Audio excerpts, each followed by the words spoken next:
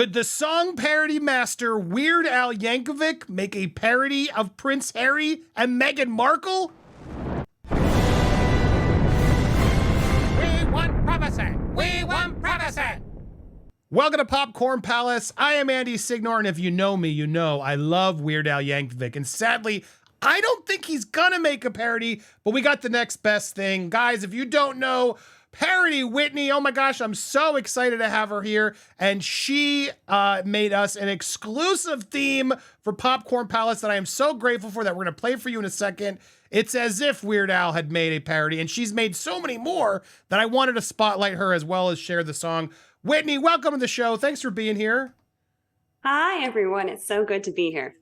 I know we both share a love of this man, Weird Al Yankovic, correct? Your Twitter bio Correct. at one time said, mentions him. You are a great parody songwriter, but also just a good singer, musician, songwriter itself. But you have made a habit on YouTube of making these song parodies, yes? Yes, that's my MO now. I didn't start out that way, but that's just how it ended up. It's a lot of fun. I can blend my love for music and songwriting, but some comedy too. So it's the best of both worlds. And people responded to it, so I just kept going on with it. Well, and I love it because also you did some stuff during the Johnny Depp trial. That's when I met you and saw your stuff. But then you also have done stuff topical and a lot of stuff, but particularly for this case and on our Royal channel, a lot of Meghan and Harry ones. I loved Petty Woman. Petty Woman is brilliant, guys. If you haven't, I guess I can't play it because the Pretty Woman folks dinged you. I want to talk about those, the complications you have. But I knew of you. I've been a fan of you. I've seen all your work. And so as we were trying to figure out a proper countdown theme song for Popcorn Palace on our live shows, I was like, man, I'd love to do a parody of Royals, the song by Lorde. Because I was like, man, they'll never be Royals.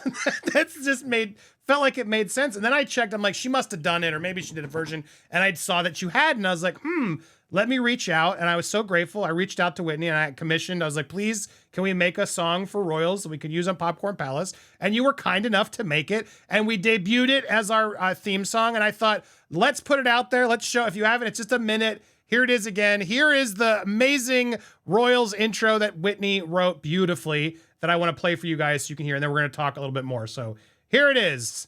Royals, Meghan Markle style. We saw right through you long ago. You only made a fortune from a pretty party, and everyone who knows you knows that you can't resist lying for the money. You're going all out, grifting, staging, paparazzi chasing, scamming, selling the garbage that you're telling. We don't care. You're only winning it in your dreams. Victim branding, petty and demanding, phony trifles, peddling your titles. We don't care. Heard enough whining from the spare. You'll never be royals. Dignity isn't in your blood. The kind of Sussex ain't for us. You're ruining everything you touch. Couldn't be the rulers of so much as the Burger King, baby. Yeah. Ooh. Could see that you're no majesties. No. Oh, bravo. Way better than I could have imagined. And yes, you will be seeing that to the intro of every Popcorn Palace live show and so whatnot. But thank you. My goodness, even better than I could have imagined. I was like trying to figure out lyrics, and the Burger King, that was brilliant. My gosh, so many amazing little rhymes and things you did in there that I just thought were so brilliant. The spare thing was amazing. Bravo on your lyrics, everything. I guess I want to start there because I want to just spotlight how talented you did this so fast too. Like what? How is this just a skill you've gotten better at times? Is it something you've always been at? Like, because I've done some parodies in my past. I get how hard they can be, but there's a specialty to it. You got to make sure there's the rhyming, there's the timing. There's the joke. Syllables. There's a lot you got to play with. Yeah. So how did you get so good at this?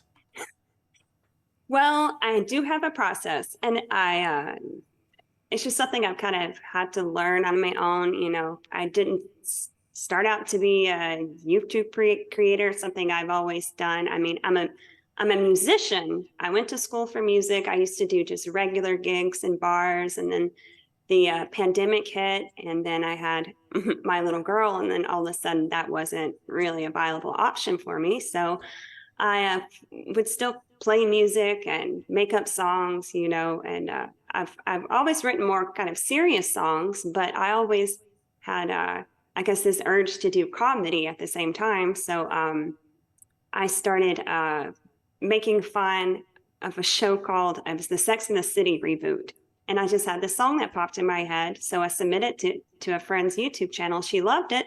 And then everybody lost their minds over it. I was like, you really think it's that good? Because so far it's just been me in my house, just, you know, really performing for myself.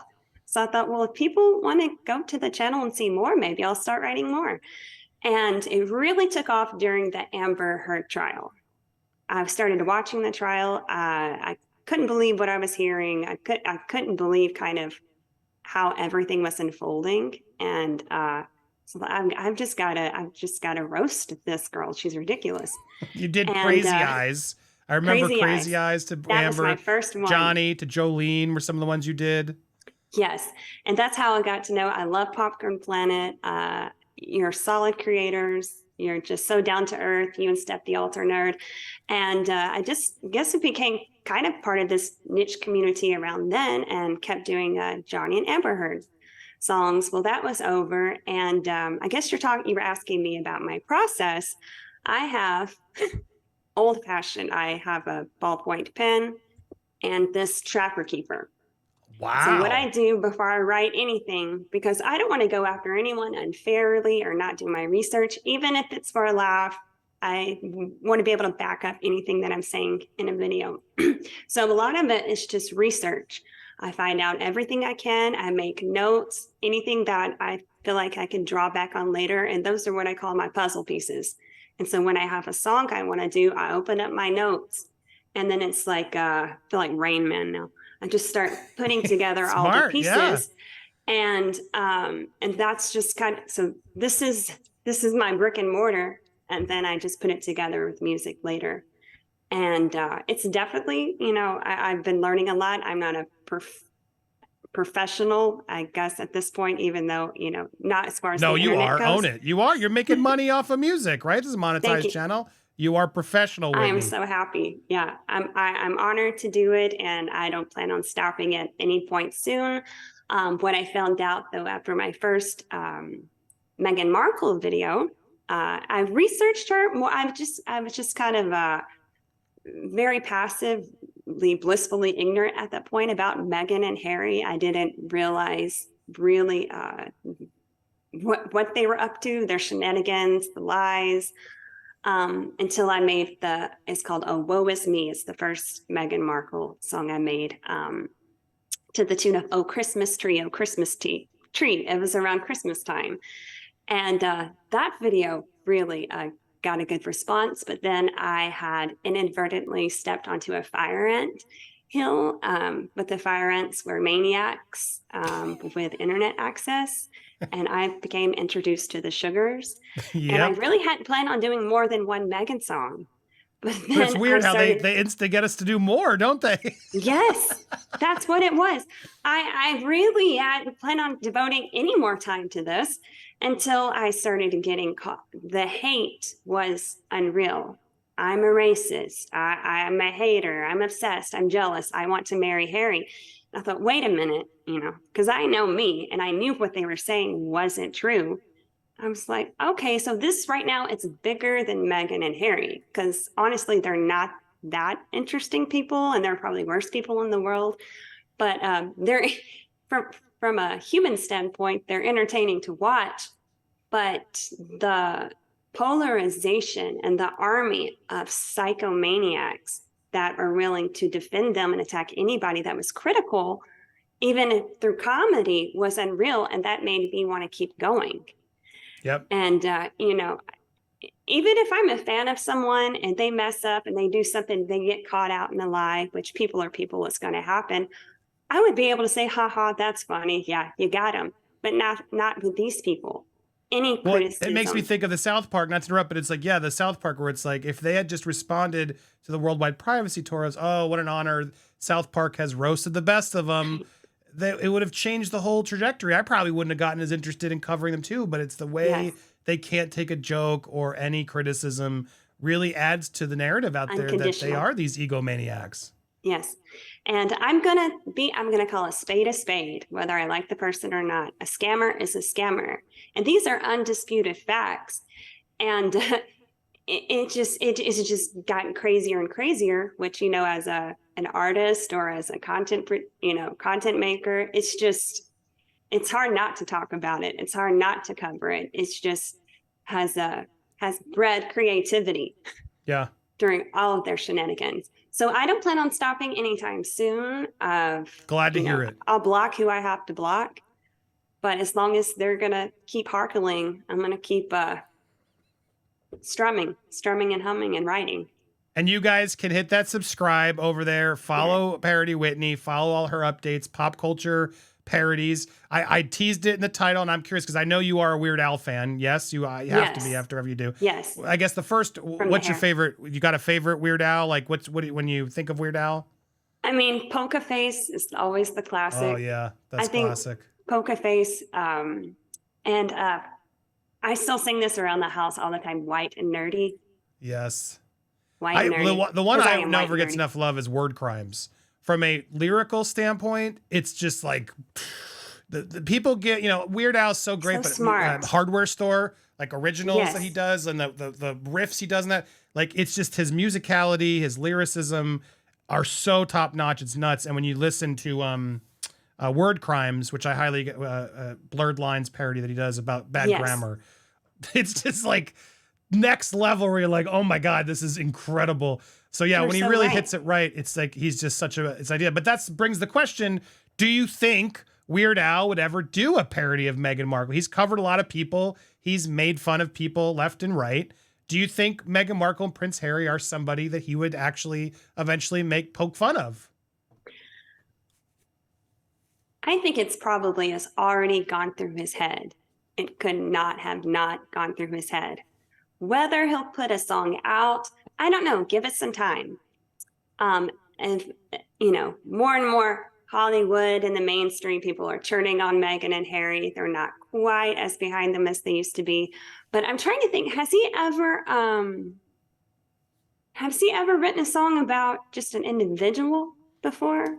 No, I mean, the musicians, like if he, like Madonna, like a Virgin, like Wicked Surge, like he'll do get Lady Gaga, Born This Way, like he'll make fun of the musical artist, or he'll make fun of a genre like Star Wars. He's done a bunch of Star Wars songs, but yeah, it's true. I don't see him actually making fun of a particular person just cause. But I would, unless they asked, or it's like so clear. Right. But yeah, he usually avoids the people parodies and instead focuses on genre parodies. Hey, that's okay. It leaves the niche for me. Exactly. You keep doing the thing. And hey, if he wants a co-writer, call me, parodywhitney@yahoo.com. There it is. I mean, I would love to see Weird Al tackle. Just like I've been pitching this one, and I know somebody who works over at South Park. I keep telling him, like, make Wah the movie. Like, get that the whole, like, imagine if they did a feature-length movie for streaming of Prince Harry's Wah, and they go back and do the whole thing and make it out. That could be the best piece of content for one of these streaming platforms for South Park. It would make all the money. And I keep trying. I'm like, come on, you have something amazing. Just it would write itself. So I hope we get more of these parodies because they're just so perfect. In the meanwhile, you're gonna get lots of them over on Parody Whitney. While we might not get the Weird Al one can pray, one can hope.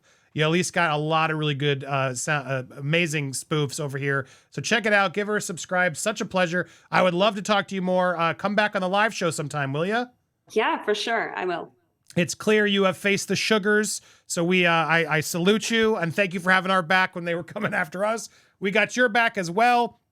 You'll hear the song here on our intros during our Friday lives, and Whitney will be posting it over there. She did a funny montage, so go support her on the channel. Check it out. Go support. Thank you so much for being here. Make sure if you haven't already, subscribe there and here and Popcorn Planet and Steph, all the channels. Hit the bell for alerts, smash the thumbs up, and leave a comment down below.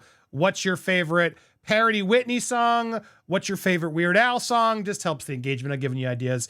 Thanks again to Parody Whitney. Stay tuned for more here on Popcorn Palace.